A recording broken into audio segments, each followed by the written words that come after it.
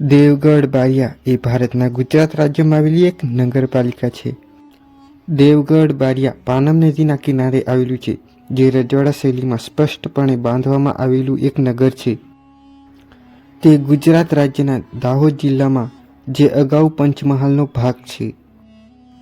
મિત્રો, આ નગરની સ્થાપના વર્ષ 1782માં કરવામાં આવી હતી, જ્યારે ગુજરાતના પ્રખ્યાત રાજા 1482માં મોહમ્મદ બેગડાએ પાવાગઢ ચાંપાનેર પર વિજય મેળવવાનો પ્રયાસ કર્યો, જેમાં રાજા ફતેહ રાવલને મારી નાખે છે. મિત્રો, ત્યારે રાજા ફતેહ રાવલના બંને પુત્રો ત્યાંથી ભાગી નીકળે છે, જેમાં મોટા ભાઈનું નામ પૃથ્વીરાજ. મિત્રો, પૃથ્વીરાજના બંને પુત્રો, જેમાં મોટા ભાઈનું નામ ઉદયસિંહ અને નાના ભાઈનું નામ ડુંગરસિંહ હતું. આ બંને ભાઈઓ હાપ નામના પ્રદેશમાં જઈને તેમને નવું સંસ્થાન સ્થાપ્યું અને બંને ભાઈઓ ત્યાં રહીને આસપાસનો પ્રદેશ લૂંટવા માંડ્યા. મિત્રો, આ બંને ભાઈઓને અટકાવવા માટે ગુજરાતના સુલતાને કેટલાક ગામો આપવાની કબૂલ કરી. ત્યારબાદ ધીમે ધીમે એટલો બધો પ્રદેશ મેળવ્યો કે તે બંને ભાઈઓએ રાજ્ય વહેંચી લીધું, જેમાં મિત્રો ઉદયસિંહજીએ છોટા ઉદેપુર અને ડુંગરસિંહજીએ દેવગઢ બારિયા રાજ્યની સ્થાપના કરી અને બારિયામાં પોતાની ગાદી સ્થાપી.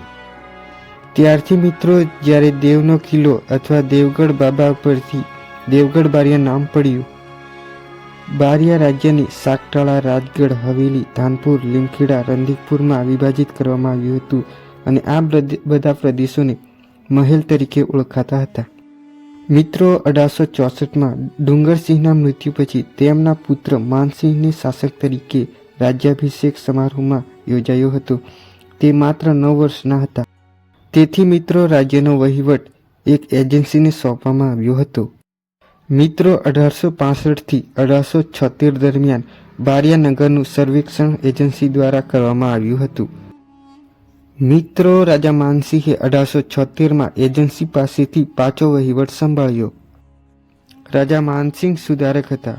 તેમણે કેટલીક મહત્વપૂર્ણ શૈક્ષણિક સંસ્થાઓની સ્થાપના કરી, જેમ કે અંગ્રેજી શિક્ષણ સાથેની શાળા અને છોકરીઓ માટેની કન્યા શાળા, છાત્રાલય, શયનગૃહ, પોલીસ દળ, ન્યાય અને મહેસૂલી વિભાગની સ્થાપના કરી.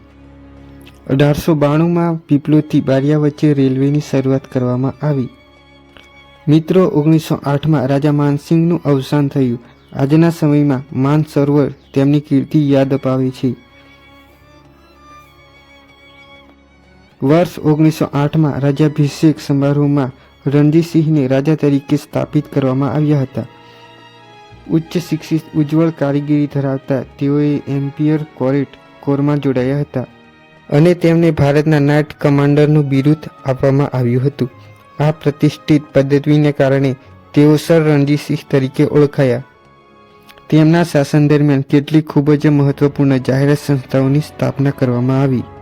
તેમાંથી કેટલીક હાઈસ્કૂલ, એક પશુ ચિકિત્સા હોસ્પિટલ, એક જીમખાના, એક ટાવર, પુસ્તકાલય વગેરે જેવા સ્થાપના કરવામાં આવી હતી. રાજ્યમાં શાળાએ જતા તમામ વિદ્યાર્થીઓને મફત શિક્ષણ આપવામાં આવ્યું હતું. સર રણજીતસિંહના શાસન દરમિયાન બારિયામાં રમતગમત માટેના સુવર્ણકાળ હતો. રાજવી પરિવારના રૂડીસિંહજી અને હીરાસિંહજીને વિવિધ રમતોમાં ખૂબ જ રસ હતો.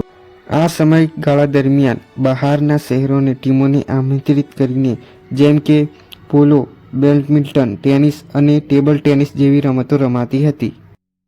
સર રણજીતસિંહજીના મૃત્યુ પછી યુવરાજ સુભાષસિંહજીના પુત્ર જયદીપસિંહજીને વર્ષ 1948માં રાજ્યાભિષેક સમારોહમાં રાજા તરીકે સ્વીકારવામાં આવ્યા હતા. ભારતને બ્રિટિશ શાસનથી આઝાદી મળ્યાના થોડા વર્ષ પછી તમામ નાના રાજ્યોની સત્તાઓ છીનવી લેવામાં આવી હતી. બારિયા રાજ્યને બોમ્બે સ્ટેટમાં ભેળવી દેવામાં આવ્યું હતું.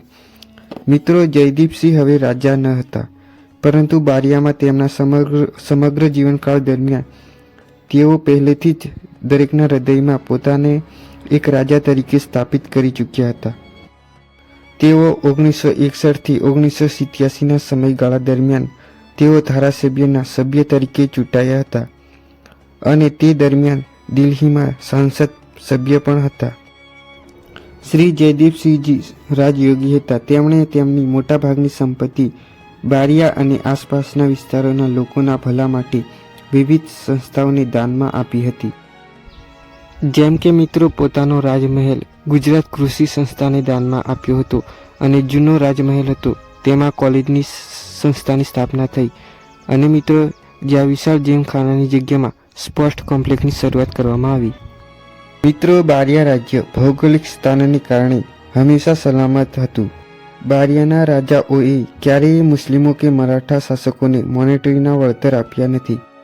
કોઈ પણ બહારની મદદ વિના સ્વતંત્ર રીતે કરવામાં આવતો હતો. તે ગોધરાથી 14 કિલોમીટર અને પૂર્વમાં દાહોદથી 54 કિલોમીટર અને અમદાવાદ ઇન્દોર હાઈવેથી 15 કિલોમીટરના અંતરે આવેલું દેવગઢ બારિયા શહેર છે.